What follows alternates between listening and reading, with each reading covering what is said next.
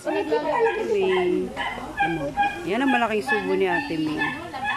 Grabe talaga. Sarap kumain. May suka dyan ah. Ito si Ella. Sarap na subo. Ella. Subo ka dyan. Tatago pa kunwari pero laki ng subo. O yan sige. O di ba? Talaga naman.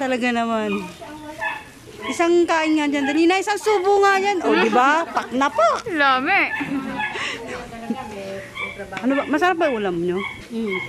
Ano ulam nyo? Labong. Tayo eh. Oh, huwag ka na magtago, Ate Banji. Nakita ka na sa camera eh. Oo, mamaya ba? Huwag ka na magtago. Ay, si Father, oh, di ba? Sarap ng kain ni Father. Oh, di ba? Ito si Mark, yung pogi namin sa Kristan. Oh, yan. May pakilala ko sa inyo.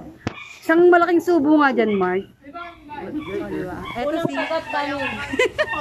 Ito si Sister, di ba? Ang sarap ng ulam ni Sister, oh, di ba?